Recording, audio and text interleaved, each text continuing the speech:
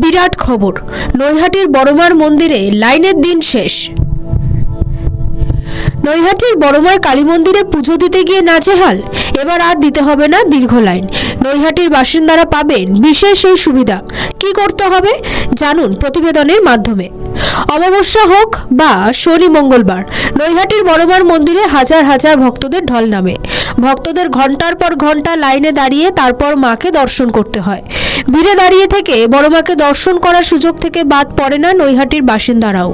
বহুদিন ধরে স্থানীয় বাসিন্দাদের অভিযোগ, নিজেদের এলাকায় মন্দির থাকা সত্ত্বেও তাদেরকেও লাইন দিতে হয়। অসুবিধার মধ্যে পড়তে হয় বয়স্ক এবং অসুস্থ ব্যক্তিদের। স্থানীয় বাসিন্দাদের অভিযোগের পর মন্দির কর্তৃপক্ষের তরফ থেকে একটি সিদ্ধান্ত নেওয়া হয়েছে। মন্দির কমিটির পক্ষ থেকে জানানো হয়েছে, আগামী 1 মার্চ থেকে নৈহাটির বাসিন্দারা পাবেন বিশেষ সুবিধা।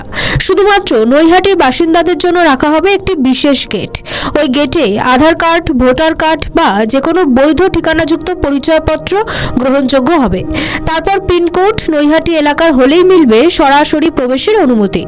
মন্দির কমিটির সম্পাদক তাপস ভট্টাচার্য জানান, 743165 এবং 743166 এই দুই পিনকোডের অন্তর্গত বাসিন্দারাই বিশেষ সুবিধা পাবেন।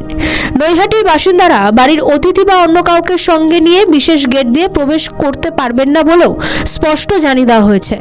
ট্রাস্টের সম্পাদক তাপস ভট্টাচার্য বলেন, প্রতিদিন প্রায় 5 থেকে 7,000 ভক্ত পুজো দিতে আসেন। ভক্তদের অসুবিধার কথা মাথায় রেখেই নতুন ব্যবস্থা জানিয়েছেন তিনি। প্রসঙ্গত কথায় আছে, ধর্ম হোক যার যার, বড়মা সবার। ভক্তদের বিশ্বাস, বড়মা কাউকে খালি হাতে ফেরান না। এই বিশ্বাসের ওপর বছর বছর ধরে ভক্তদের ঢল নামে নৈহাটিতে।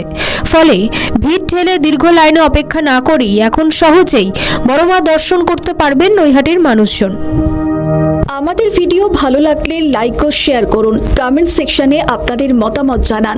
আরও ভিডিও পেতে আমাদের চ্যানেলটিকে সাবস্ক্রাইব করুন এবং প্রতি মুহূর্তে খবরের আপডেট পেতে প্রেস করুন বেল আইকন।